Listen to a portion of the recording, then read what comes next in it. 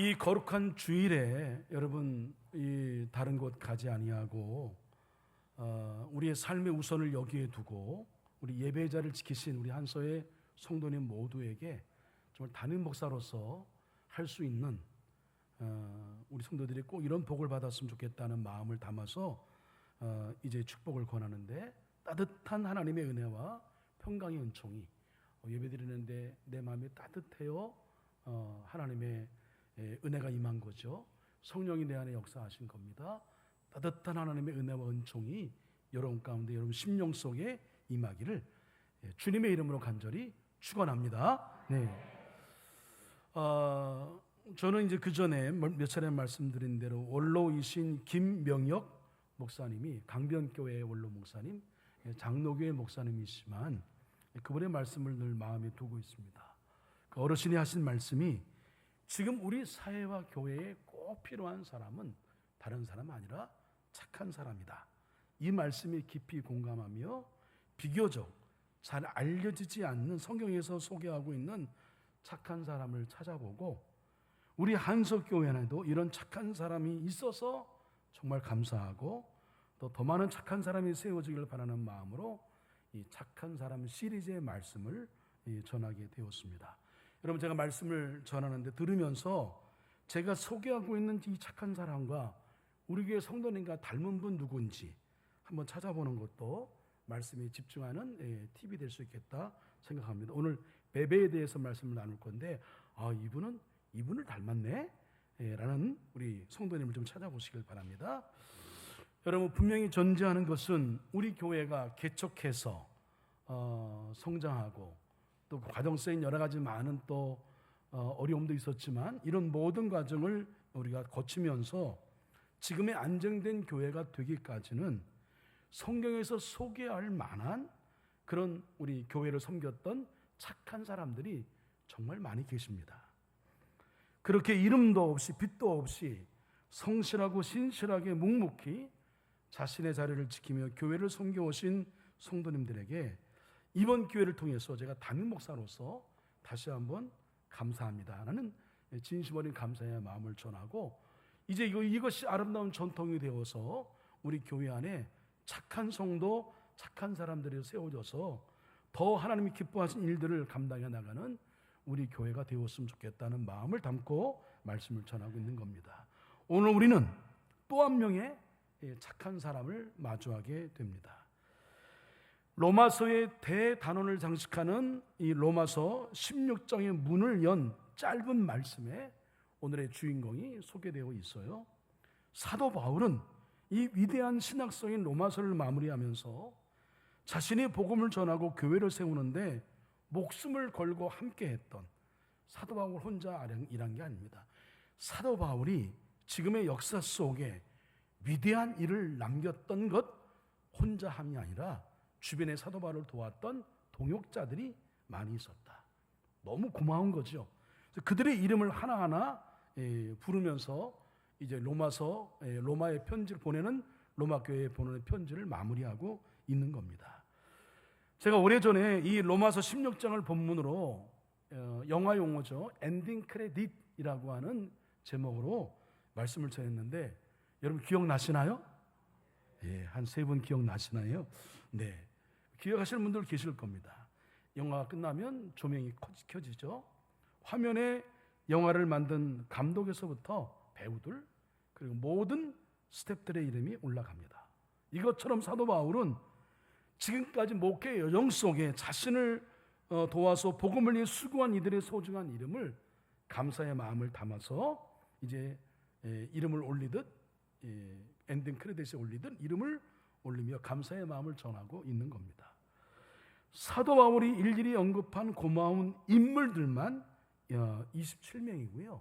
가정교회까지 포함하게 되면 30명에 가까운 이들이 언급이 됩니다. 그만큼 사도 바울 혼자 일한 게 아니라 30명 가까이가 사도 바울의 사역에 동역자가 되었다. 그래서 이런 큰 일을 할 수 있게 되었다. 여기에는 사도도 있고 평신도도 있고 남자도 있고 여자도 있고 유대인도 있고 이방인도 있고 그렇습니다. 그런데 공통적인 경향성, 특징이 뭐냐면 이들 대부분은 사회적으로 힘이 있는 자가 아니라 사회적인 약자들이 주류입니다. 여러분, 브리스가와 아굴라는 유대인으로서 로마에서 추방당한 이민자였고요. 암블리아, 우르바노, 허메아 같은 이름은 노예들의 이름이에요. 노예들이 흔히 갖는 이름. 그러니까 노예들 가운데에 이제 협력한 동역자가 있는 거죠. 노예 출신. 그리고 특별히 여성 사역자들이 많이 있었습니다. 지금이나 뭐 그때나 여성 사역자들이 열심히 교회를 섬기는 것 같아요. 마리아, 두르베나, 두르보사, 버시, 유니아. 이 사람들을 많이 수고한 자, 주 안에서 탁월한 자라고 사도 바울이 칭찬합니다. 많이 수고한 사람이야. 주 안에서 탁월한 사람들이야.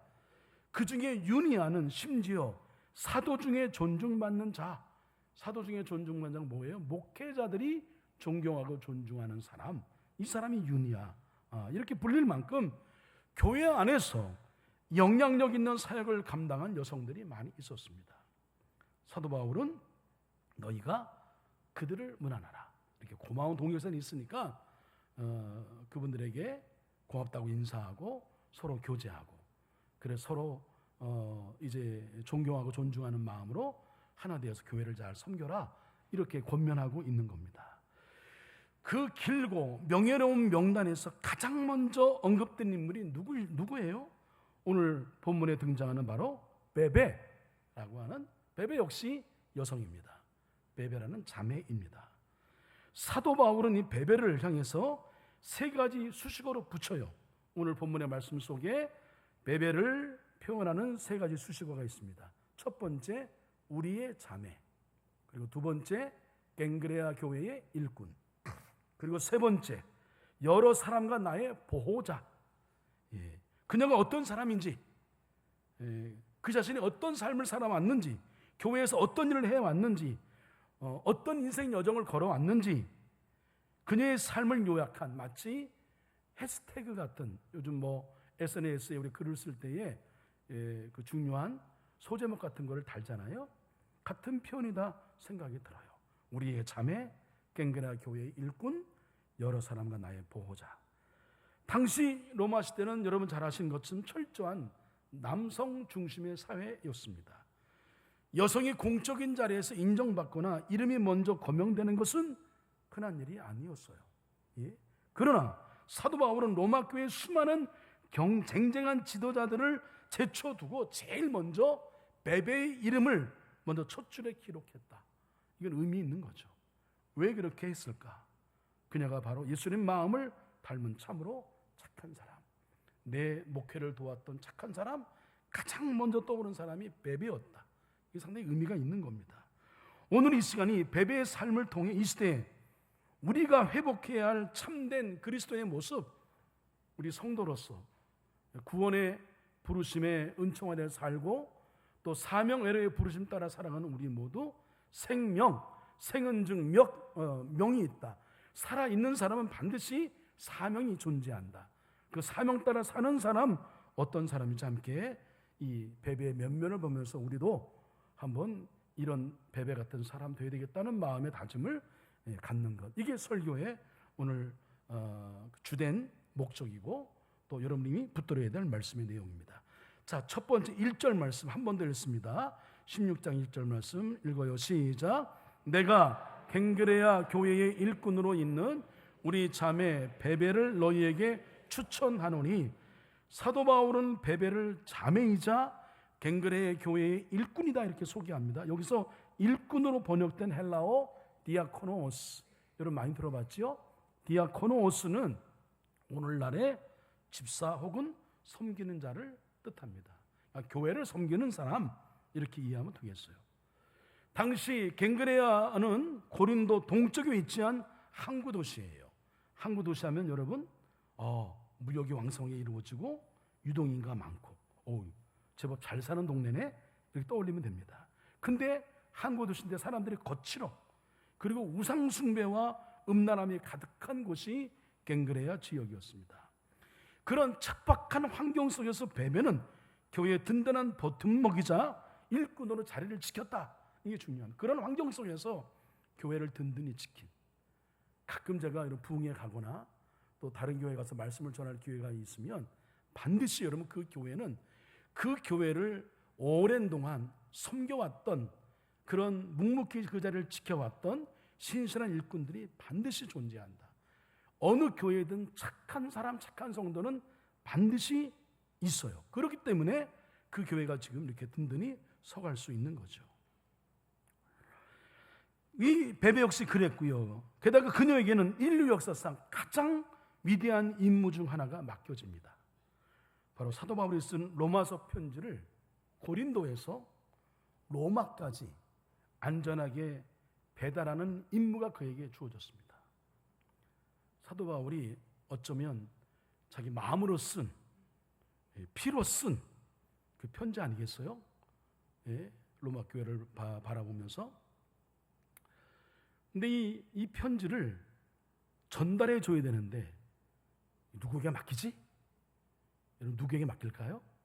가장 신뢰할 만한 사람에게 맡기는 거죠. 베베가 그런 존재였다. 당시 편지를 배달하는 것은 오늘날처럼 우체국 택배를 보내는 것과 다르다는 걸 알잖아요. 수많은 강도와 그리고 여러 가지 많은 위험을 무릅써야 하고 수천 킬로미터 바다도 건너고 길을 건너야 하는 목숨을 건 긴 여정이 바로 이 편지를 배달하는 일이었다. 더군다나 당신은 기독교인들을 향한 박해가 있던 시절이에요. 근데 이런 편지를 전달함에 있어서 누군가에게 발하게 된다고 한다면 그는 목숨을 부지할 수 없었던 그런 정황이었을 겁니다. 만약 베베가 가다가 편지를 잃어버렸거나 마음이 변해 포기했다면 오늘날 우리가 지금 읽고 있는 이 위대한 로마서는 세상에 존재하지 않을 수도 있었겠다. 그녀는 화려하게 드러나는 무대의 주인공은 아니죠. 아마 베베가 여러분 오늘 처음 아신 분도 계실 거예요. 로마 쪽에 고린도에서 편지를 전달했다라는 일 처음 들었을 겁니다. 당시의 사람들도 은밀했기 때문에 모르는 사람들이 많을 거예요. 은밀히 남모르게 한 거예요. 하지만 하나님이 맡기신 작은 일, 아무도 알아주지 않는 이 위험한 배달원의 임무에 그는 신실함과 착함으로 책임을 다한 일꾼이었다. 보여지지 않아도, 드러나지 않아도 이 일의 중요함을 생각하고 그 일 앞에 신실함을 담고 성실함을 담고 최선을 다해 자기의 사명을 감당했다. 그래서 베베가 착한 사람이에요. 두 번째 2절 말씀 읽습니다. 시작. 그가 여러 사람과 나의 보호자가 되었습니다. 사도 바울은 베베를 나의 뭐라고 고백하고 있어요? 보호자다 얘기합니다. 여러분 보호자라는 말은 헬라어로 프로스타티스라고 하는 단어인데 이는 법정에서 이방인이나 약자의 권리를 대변해 주는 후원자, 재정적 후원자 말합니다. 우리나라도 여러분 돈이 없어 자신의 정당함을 주장하기 위한 변호를 위하여 국선 변호사가 있죠. 있듯이 이 사회적인 약자의 권리를 대변해 주는 후원자, 재정적 후원자가 바로 이 나의 보호자 프로스타티스라고 하는 의미예요. 베베는 아마도 상당한 재력가였다, 자산가였다 알 수 있습니다. 그러나 그녀는 자신의 부와 지위를 자신을 위해 쓰지 않았어요. 거친 항구 도시에서 오갈 데 없는 나그네와 전도자들을 위해 자신의 집을 기꺼이 그들의 숙소로 내어주었습니다. 복음을 전하다가 지치고 병든 이 사도 바울, 특별히 사도 바울의 영적, 육적, 재정적 후원자가 되어준 사람이 바로 이 베베였어요.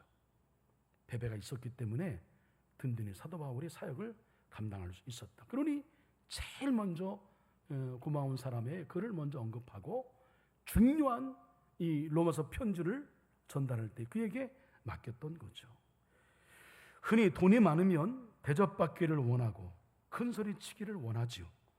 그러나 베베는 물질로 사람들을 지배하라고 하지 않았어요. 오히려 그들의 보호자가 되어 주었다. 묵묵히 그들의 쓸 것을 공급해 주었다. 사도 바울이 그는 나의 보호자였다라고 고백할 때에 저는 같은 목회자로서 그의 고백이 어떤 마음인지를 조금은 더 헤아릴 수 있을 것 같아요. 아마도 그는 나의 보호자였다라고 고백할 때 그 눈가에는 베베를 향한 깊은 감사와 감동의 눈물이 흘렀을 것이다. 정말 고마운 사람이다. 목회자가 성도에게 나를 지켜주고 나의 목회의 든든한 보호자다 이렇게 여기는 사람 그리 많지 않죠. 사도 바울이 얼마나 큰 힘이 되었으면 이런 말을 했을까? 목회자를 감동시키는 성도, 눈물겹도록 고맙고 착한 사람, 착한 일꾼이죠. 오늘날 우리 주변에도 이 베베처럼 자신의 이름을 드러내지 않고 묵묵히 누군가의 보호자가 되어주는 착한 사람들이 여러분 우리 교회에도 많이 계십니다. 그 중에 최근 우리의 마음에 큰 울림을 주었던 한 감동적인 실제로 있었던 실화를 제가 소개해 드리면서 여러분 말씀을 더 깊이 공감하고 새기는 그런 기회를 갖고자 합니다. 몇 년 전 한 대학교 온라인 커뮤니티에 우리 학교에 계시는 천사 아줌마를 고발합니다 라고 하는 글이 올라와서 큰 화제가 되었습니다. 그 제목 자체가 뭔가 이 의미가 있잖아요. 그래서 이제 다 본 거죠. 글을 쓴 학생은 집안 형편이 어려워.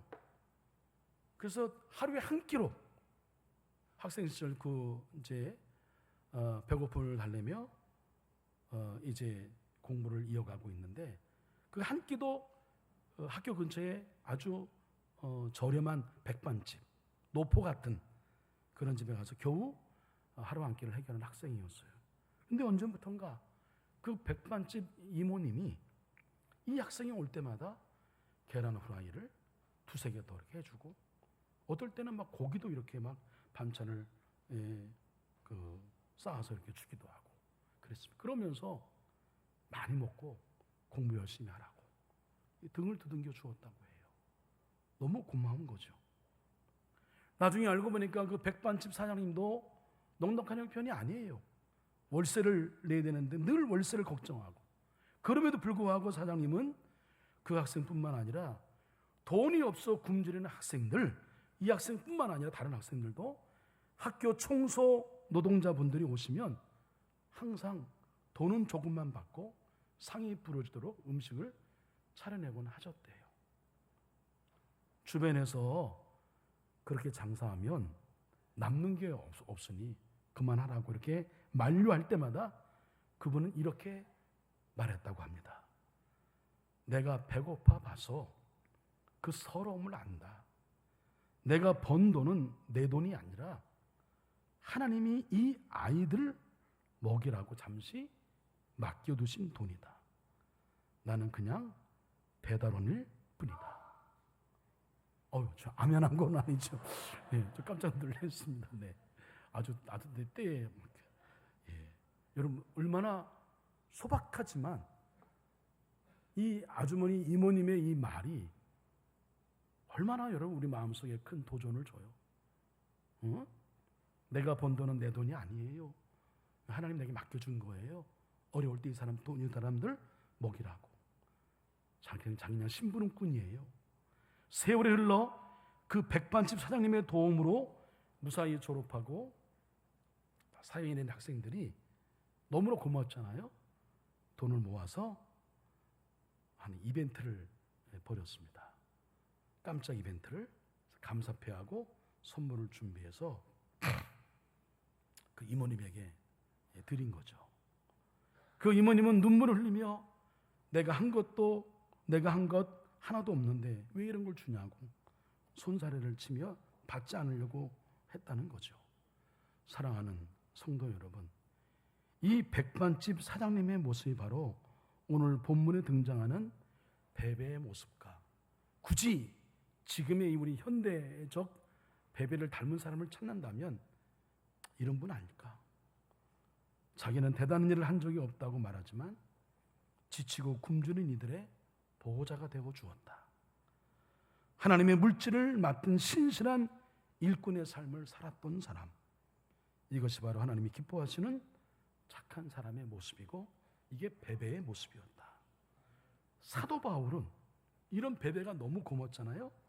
그래서 로마 교회 성도들에게 글을 보내면서 강력하게 권면한 내용이 바로 2절 말씀에 들어있습니다. 함께 읽습니다. 너희는 주 안에서 성도들의 합당한 예절로 그를 영접하고 무엇이든지 그에게 소용되는 말을 도와줄지니. 베베 이거 참 귀한 사람이다. 자신의 갖고 있는 모든 것들을 정말 어려운 사람을 위해서 기꺼이 쓸 줄 아는 사람이고 그렇게 신실하게 헌신해온 정말 착한 사람이니까 로마교회 성도들 그를 맞이할 때에 합당한 예절로, 의미가 있죠. 합당한 예절로 그를 영접해라. 그리고 무엇인지 그에게 소용되는 말을 다 도와주도록 해라. 사도 바울은 교회를 향해 베베를 영접하라고 하잖아요. 그리고 그녀에게 필요한 것이 있다면 무엇인지 도와주라고 권면을 합니다. 왜냐하면 심은 대로 거두게 하시는 하나님께서 베베가 베푼 그 착한 행실과 사랑을 결코 잊지 않으시고 교회를 통해 대갚아 주기를 원하셨기 때문에, 아니 하나님은 그렇게 하시는 분이기 때문에 그렇습니다. 다 같이 아멘. 네. 사랑은 돌고 돌아요. 내가 누군가의 사랑을 베풀면 그 사람이 나에게 하지 않는다 하더라도 또 다른 사람이 나에게 또 그걸 알고 사랑을 베풀어 줍니다. 제가 우리 어릴 때에 우리 이제 애들 그 초하루 특별 새벽기도에 꼭 나오기 위해서 나름대로 이제 그 일종의 미끼죠. 예, 떡밥을 제가 뿌려놓은 게 뭐냐면 우리 새벽기도 마치고 맛있는 순대국밥이나 뭐 설렁탕이나 이런 거 먹자. 그렇게 하고 이제 그렇게 애들을 이제 예배에 참석하게 했습니다. 그리고 이제 저희 옛날 구로 그 배단위 교회 근처에 맛있는 순대국밥집이 있는데 거기 갔어요. 한참 먹고 있는데 다른 우리 교회 성도님들이 온 거죠. 배단위 교회 성도님들이. 근데 여러분 제가 밖에 나갈 때 제가 식사하고 계산할 때에 그냥 갔겠어요? 제 성격에? 계산했죠. 그러니까 애들이 그걸 몇 번 본 거예요. 근데 얘네들은 아무리 계산해봐도 아빠가 늘 손해보는 것 같으니까 아빠 꼭 그렇게 해야 되겠냐고. 예? 그래서 저기 다 이렇게 하는 거다라고 이제 얘기하면서 어느 날 저희가 이제 국밥집에 갔더니 이미 거기서 식사를 하고 있는 우리 장로님들이 계셨습니다. 그분들이 먼저 식사한 거죠. 그래서 저희들이 왔어요. 예. 나갈 때 돈을 계산하려고 하다 보니까 그 식당 주인이 뭐라고 해요? 이미 뭘 하겠다고요? 계산한 거예요. 예. 애들이 깨달은 거죠. 아, 그렇구나. 아빠도 베푸니 누군가가 베푸는구나. 저는 걸 깨달았다고 생각합니다. 사랑은 그런 거예요. 말씀을 맺겠습니다. 세상은 목소리 크고 자기를 자랑하고 높은 자리에 앉은 사람을 성공한 사람이라고 얘기를 합니다. 그러나 하나님 나라는 베베처럼 보이지 않는 곳에서 겸손히 묵묵히 책임을 다하는 착한 사람들에 의해서 움직여 왔습니다. 로마서라는 위대한 하나님의 말씀은 바울이 썼지만 그것을 목숨 걸고 전달하고 후원한 베베가 없었다고 한다면 세상에 전해질 수 없었을 거예요. 사랑하는 한소의 성도 여러분, 오늘 예배를 드리는 저와 여러분이 이 시대에 우리 교회에 베베가 되기를 간절히 축원합니다. 가정에서, 일터에서, 그리고 교회에서 누군가의 아픔을 여러분 그냥 지나지 말고요, 누군가의 아픔을 채워주는 여러분 보호자가 되고 주세요. 예? 보호자가 되고 주시고 하나님께서 맡기신 사명을 묵묵히 배달하는 신실한 일꾼이 되시길 바랍니다. 그럼 아마도 하나님께서 우리 이름을 생명책에 가장 먼저 기록하지 않을까요? 그리고 뭐라고 거기에다가 부연해 설명할까요? 참 착하고 충성된 종아, 이렇게 써주시고 우리를 만났을 때에 한번 이렇게 힘껏 안아주시지 않을까 생각합니다. 심령이 가난하고 긍휼을 베풀며 살아가는 산상수훈의 복이 성경에서 말하는 우리에게 꼭 우리가 가져야 될 진정한 복이라고 산상수훈 시리즈의 말씀을 전했습니다. 마음이 가난하고 긍휼을 베푸는 사람, 넉넉히 있어서가 아니에요. 없어도 오히려 없는 사람이 더 많이 베풀죠. 사실은 그런 가난한 마음, 그게 귀합니다. 심령이 가난하고 긍휼을 베풀며 살아가는 산상수훈의 이 복된 길을 걸어가는 우리 성도 있었으면, 성도들이었으면 좋겠다. 우리 교회 안에 이런 산상수훈의 복을 지향하는 성도들이 여기저기 계셔서 제가 다 말씀을 드리지 못하지만 정말 이름 없이 빛도 없이 헌신하는 분들이 있기 때문에 우리 교회에 이렇게 유지되고 있다, 하나님이 쓰시고 있다, 이런 기억하고 다시 한번 이 말씀을 마음에 깊게 새겨서 여러분 이 시대에 우리 한석교회의 배배가 되시기를 다시 한번 주님의 이름으로 간절히 축복합니다. 기도하겠습니다. 하나님 아버지, 오늘 로마서의 숨은 영웅인 베베의 삶을 통해 참된 그리스도인의 착함이 무엇인지를 깨닫게 하시니 감사합니다. 세상의 화려한 스포트라이트를 구하기보다 하나님이 맡기신 자리에서 묵묵히 겸손하게 책임을 다하는 신실한 일꾼 우리 모두가 되게 하여 주시옵소서. 내게 주신 물질과 건강과 시간을 나만을 위해 쓰지 않게 하시고 이 시대에 지치고 소외된 이들의 든든한 보호자가 되어 그리스도의 사랑을 흘려보내는 착한 성도들 우리 교회에 많이 있어 감사하고 더 많이 세워질 수 있도록 인도하여 주시옵소서. 예수님의 이름으로 기도합니다. 아멘.